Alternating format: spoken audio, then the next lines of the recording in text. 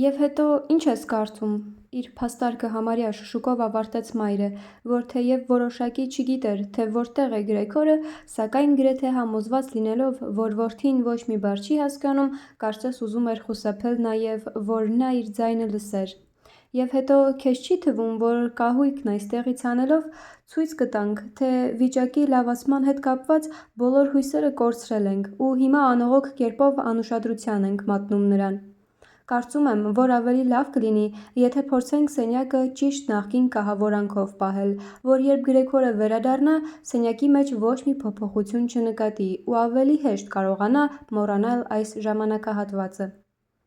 Մոր խոսքերը լսելիս Գրեգորն զգաց, որ ներընտանեկան միապաղաղ կյանքի հետ կապված մարդկային անմիջական հարաբերությունների պակասը 2 ամիսների ընթացքում պետք է որ խելագարեցրած լիներ իրեն, որովհետև այլ կերպ նա ի վիճակի չէր բացատրել, թե ինչպես կարող էր ինքը լրջորեն պահանջել, որ իր սենյակը դատարկեին։ Արդյոք նա իսկապես ցանկություն ուներ ժառանգություն ստացած կահույքով կահավորված հարմարավետ ու տաք սենյակը մի այնպիսի քարանձավ դարձնել, ուր մարդկային անցյալի լիակատար ու արագ մոռացման պայմաններում կկարողանար անարգել սողալ։ Ախր նա արդեն մոտ էր դրան, անցյալը մոռանալուն և միայն մոր վաղուց չլսված ձայնը սթափեցրեց նրան։ Ոչինչ չպետք է հեռացվեր, ամեն ինչ պետք է իր տեղում մնար։ Առանց կահույքի իր վիճակի վրա ունեցած բարերար ազդեցության նա չէր կարողանա յոլա գնալ, իսկ եթե կահույքը խանգարում էր սողալով անմիտ պտույտներ գծել, ապա դա ոչ թե վնաս էր, այլ մեծ առավելություն։ Դժբախտաբար քույրն ուրիշ կարծիքի էր, նա համենայն դեպս բնավ ոչ անիրավացիորեն արդեն սովորել էր Գրեգորի առնչվող հարցերի քննարկման ժամանակ որպես բանիմաց մարդ դեմ հանդես գալ ծնողների կարծիքներին և այժմ մոր տված խորհուրդը բավականաչափ հիմք ծառայեց, որ նա համառորեն պնդեր դուրս հանել ոչ միայն սնդուկն ու գրասեղանը, սկզբում միայն դրանք էր նախատեսել, այլ ի բացառություն անփոխարինելի բազմոցի նաև ողջ կահույքը։ Մանկական կամակորությունն ու վերջերս այդպիսի անսպասելի դժվարությամբ ձեռք բերված ինքնավստահությունը չէր նման պահանջ դնելու պատճառը։ Նա ախր տեսել էր, որ սողալու համար եղբորը մեծ տարածություն էր պետք, մինչդեռ կահույքը, ինչպես երևում էր, բացարձակ չէր օգտագործվում։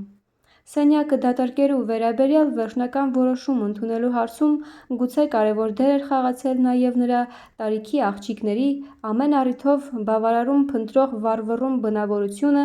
իսկ այդ բնավորությունը այժմ Գրետային գայթակղում էր եղբոր վիճակն ավելի սարսափազդու դարձնել, որ հետո կարողանար ավելի շատ օգնել, որովհետև մի այնպիսի սենյակ, ուր միայնության մեջ դատարկ պատերին Գրեգորն էր իշխում, Գրետայից բացի հազիվ թե որևէ մեկը երբևէ ներս մտնել համարձակվեր։ Ուրեմն քույրը թույլ չտվեց, որ սենյակում հենց միայն անհանգստության պատճառով անվստահ զգացող մայրը իրեն ետ պահեր ընդունած որոշումներից, իսկ մայրը շուտով ձայնը կտրեց և ուժերի ներածի չափով նրան օգնեց դուրս տանել սնդուկը։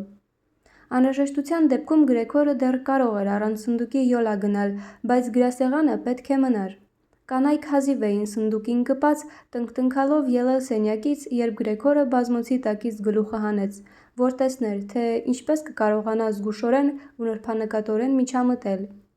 Սակայն դժբախտաբար առաջինը մայրը սենյակ վերադարձավ, իսկ Գրետան կողքի սենյակում գրկել էր սնդուկն ու իհարկե առանց տեղաշարժել կարողանալու այսուայն կողմ էր քաշ քշում։ Մայրը Գրեգորի տեսքին սովոր չէր, կարող էր ցավի տեր դառնալ։ Այդ մտքից ահաբեկված Գրեգորը ետնթաց վազքով շտապեց մինչև բազմոցի հակառակ ծայրը, բայց չէր կարող որևէ բան անել, որ դիմացի մասում սավանը թեթևակի չշարժվեր։ Մոր ուշադրությունը գրավելու համար այդքանն էլ էր բավական։ Նա սառեց տեղում, անխոս կանգնեց մի պահ ու վերադարձավ Գրետայի մոտ։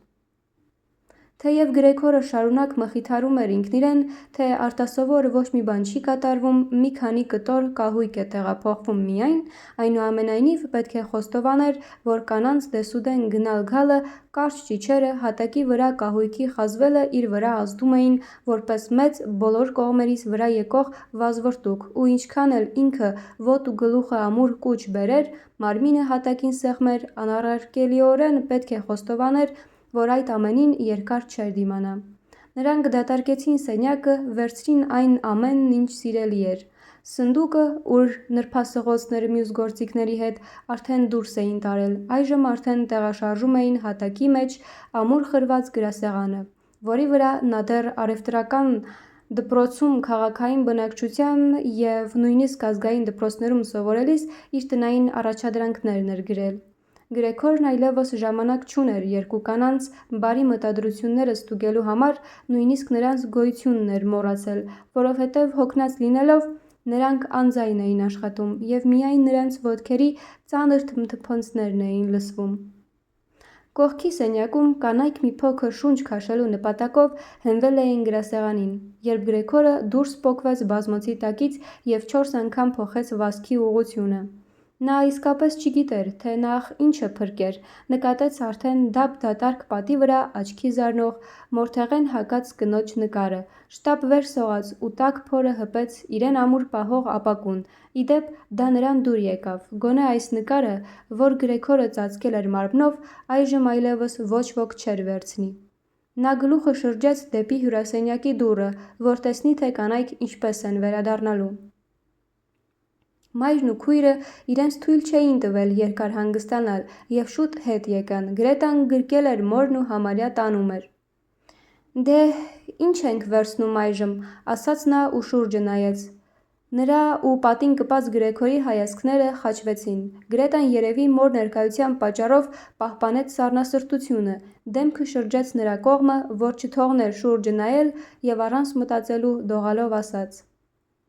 «Արի ավելի լավ կլինի մի րոպեով հյուրասենյակ վերադառնանք»։ Գրեգորն հասկացավ քրոջ մտադրությունը, նա ուզում էր մորը ապահով տեղ տանել, հետո նոր ներքև քշել իրեն։ Դե ինչ կարող էր փորձել, նա նստել էր նկարի վրա ու բաց չէր թողնի, ավելի մեծ հաճույքով քրոջ դեմքին կցատկեր։ Գրետայի խոսքերը, սակայն բավական անհանգստացրին մորը, նա մի կողմ քաշվեց, ծաղկավոր պաստառի վրա նկատեց հսկայական գորշ պիտակն ու նախքան գիտակցությունը կհասներ, թե Գրեգորն է, խրպոտ ճչան ձայնով բղավեց. «Ախ Աստված, ախ Աստված», ձեռքերը տարածած, ասես հրաժարվում էր ամեն ինչից, նա ընկավ բազմոցին ու անշարժացավ։ «Լսիր Գրեգոր», բռունցքը բարձրացնելով համառ հայացք նետեց քույրը, դրանք եղբոր կերպարանափոխությունից ի վեր անմիջապես նրան ուղղված առաջին խոսքերն էին։ Ուշաթափությունից արթնացնող որևէ լուծույթ բերելու նպատակով Գրետան վազեց կողքի սենյակ։ Նկարը փրկելու ժամանակ կար դեռ, Գրեգորն էլ էր ուզում օգնել, սակայն կիպ կպել էր ապակուն ու ստիպված էր ուժով պոկվել։ Նա մտածում էր, թե առաջվա նման կարող է օգնել, որևէ խորհուրդ տալ և վազեց քրոջ հետևից, իսկ մինչ Գրետան տարբեր շշերի մեջ էր խրվել, նա անգործ կանգնել էր քրոջ թիկունքում։ Երբ Գրետան շուռ եկավ, դեռ մի բան էլ վախեցրեց նրան, մի շիշ ընկավ հատակին ու ջարդվեց, ինչ-որ ուտիչ դեղ այրեց Գրեգորի դեմքը, իսկ Գրետան առանց կանգ առնելու կարեցածի չափ շիշ վերցրեց ու դեպի մայրը վազելով ոտքով վրա դրեց դուռը։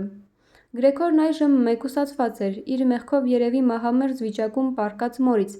Դուռը բացել չէր կարելի, չէր ուզում քրոջը քշել, նա պետք է մոր մոտ մնար։ Սպասելուց բացի Գրեգորին ուրիշ անելիք չէր մնում, և մտքերի ու ինքնախարանման մեջ նա սկսեց սողալ, սողաց ամեն ինչի վրայով՝ պատերի, առաստաղի, կահույքի և ի վերջո, երբ սենյակը սկսեց նրա շուրջը պտտվել, հուսահատ ընկավ մեծ սեղանի մեջտեղը։ Կարճ ժամանակ անցավ, Գրեգորն անուշ ընկած էր, շուրջբոլորը լուռ էր, դա գուցե լավ նշան էր։ Դռան զանգը հնչեց։ Աղախինը, իհարկե, փակված էր խոհանոցում և Գրետան պետք է բացեր։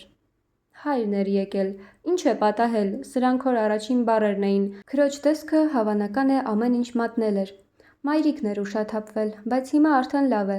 Գրեգորն է դուրս պրծել, խուլ ձայնով պատասխանեց Գրետան, խոսելիս դեմքը հաստատ հպել էր հոր կրծքին։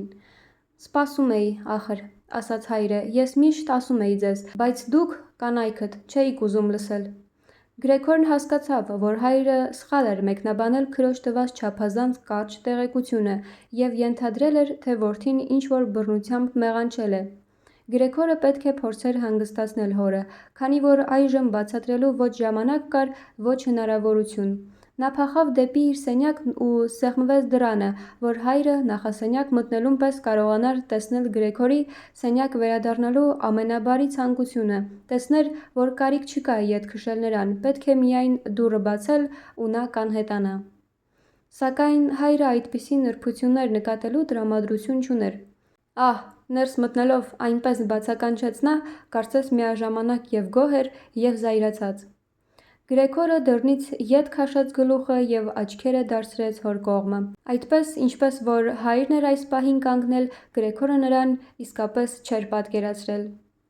Սողալու նոր ձևի պատճառով նա վերջերս դադարել էր տան մնացած անցուդարձի մասին առաջվա պես մտածել և այժմ իրոք որ ստիպված էր պատրաստ լինել փոխված հարաբերությունները ճանաչել։ Չնայած միթե սա իր հայրն էր, այն նույն մարդը, որ Գրեգորի գործուղում մեկնելու ժամանակ հոգնած պառկած էր լինում անկողնու մեջ, որ տուն դառնալու երեկոները բացարձակ անկարող լինելով ոտքի կանգնել քնազգեստը հագին, թիկնաթոռի մեջ նստած էր դիմավորում նրան և ուրախությունը ցույց տալու համար ձեռքերն էր բարձրացնում միայն, որ հազվադեպ համատեղ զբոսանքների ժամանակ տարվա մեջ մի քանի կիրակի օրեր էին դրանք, կամ մեծ տոները, հին վերարկուի մեջ պարուրված յուրաքանչյուր քայլափոխին ցուպը զգուշորեն դնելով, շարունակ ավելի դանդաղ քայլում էր իրենց համար անշտապ ընթացող Գրեգորի ու մայրիկի միջև, և երբ որևէ բան էր ուզում ասել, համարյա միշտ կանգնում էր լուռ և ուղեկիցներին իր շուրջն էր հավաքում։ Այժմ նա բավական առույգ տեսք ուներ, հագին բանկային հաստատություններից ծառայողների ոսկեփայլ կոճակներով կապույտ կիպ նստած համազգեստ էր, որի կիտելի բարձր օսլայած օձիքի վրա ծավալվում էր զանգվածեղ կրկնակզակը, սև աչքերը ուշադիր ու թարմ հայացքով էին նայում մացառút հոնքերի տակից, սովորաբար խճճված մազերը հերաբաժան պսպղուն սանրվածքով ջանասիրաբար ներքև էին սանրված։ Հայրը գլխարկը, որի կոկարդին հավանաբար բանկի ոսկետառ միացագիրն էր, սենյակով մեկ կորագծով շպրտեց բազմոցին ու համազգեստի փեշերը ետ գցած, ձեռքերը շալվարի գրպաններում ջղայնացած քայլեց դեպի Գրեգորը։ Հայրն ինքն էլ չգիտեր իր մտադրությունը, նա ոտքերն անընդհատ անսովոր կերպով վեր էր բարձրացնում և Գրեգորին զարմացնում էին նրա ներբանների հսկայական չափերը։ Սակայն այդ ամենը դրանով չավարտվեց։ Նոր կյանքի առաջին իսկ օրվանից Գրեգորին թվում էր, թե հայրը անսովոր մեծ խստություն է դրսևորում իր հանդեպ։ Նվազում էր հոր դիմացից, քարանում էր, երբ հայրն էր կանգնում, մնում և կրկին առաջ էր շտապում, հենց հայրը շարժվում էր նորից։ Նրանք բազմաթիվ պտույտներ գցեցին սենյակի շուրջը, բայց ընթացքում ոչ մի կարևոր բան չկատարվեց, իսկ պտույտները չէր կարելի հետապնդում համարել, որովհետև շատ դանդաղ էին։ Այդ պատճառով Գրեգորն առայժմ հատակի վրա էր շարժվում և վախենում էր, թե հայրը կարող էր մի չլսված չարություն համարել պատերի ու առաստաղի վրայով վազվզոցը։ Համենայն դեպս Գրեգորը պետք է խոստովաներ, որ նույնիսկ այս վազվզոցին երկար չէր դիմանա, որովհետև հոր Միքայելին ի պատասխան ինքն անթիվ անհամար շարժումներ պետք է աներ։ Շնչասպառությունը սկսեց զգացնել իրեն, թեև նախկինում էլ նրա թոքերը մի կարգին վիճակում չէին։ Իր բթության պատճառով նա վազելուց բացի փրկվելու ուրիշ ճանապարհ չէր գտնում, համարյա մոռացել էր, որ այստեղի պատերը, թեև ելուստներով ու ժանյակներով բարեխղճորեն զարդանախշված կահույքով էին փակված, բայց ազատ էին, և երբ աչքերը հազիվ բացելով բոլոր ուժերը վազելու համար կենտրոնացրած երերում էր այդպես, թեթևակի նետված ինչ-որ բան ընկավ կողքի հետ ու գլորվեց դեմը։ Խնձոր էր, դրան հաջորդեց երկրորդը։ Գրեգորը սարսափից քարացավ, փախչելն անօգուտ էր, որովհետև հայրը որոշել էր գնդակոծել։ Սպասքապահարանի վրայի սկուտեղից միրգը գրպաններն էր լցրել, և այժմ առանց այնքան էլ ճիշտ նշան բռնելու նետում էր խնձոր խնձորի հետևից։ Փոքր կարմիր պտուղները լիցքակիր մարմինների նման գլորվում էին հատակին ու իրար բախվում։ Թեթևակի նետված խնձորներից մեկը երիզեց Գրեգորի մեջքը և առանց վնասելու սահեց ընկավ, մինչդեռ դրան հաջորդած խնձորն ուղղակի խրվեց նրա թիկունքը։ Նա փորձեց առաջ սողալ, կարծեց տեղը փոխելու հետ մեկտեղ կարող է նաև անակնկալ անհավատալի ցավը անցնել։ Սակայն մեղվածի պես էր զգում իրեն և կատարյալ շփոթության մեջ ուշաթափ եղավ։ Վերջին պահին նա տեսավ, թե ինչպես լայն բացվեց իր սենյակի դուռը և ինչպես ճչացող քրոջ դիմացից դուրս նետվեց մայրը, Շապկանց, որովհետև ուշաթափ վիճակում հանգիստ շնչելու հնարավորություն ընձեռնելու համար քույրը հանել էր մոր շորերը, և նրանից կախոտված զգեստները վազելու ժամանակ մեկը մյուսի հետևից սահում էին հատակին, ինչպես իր զգեստները ոտքերի տակ կոխորտելով վազեց հոր կողմը։ Ինչպես էր դեպի հայրը մղվում ու նրան գրկելով, նրա հետ ամբողջովին միաձուլված, ձեռքերը նրա ծոծրակին դրած, խնդրում էր խնայել որդու կյանքը։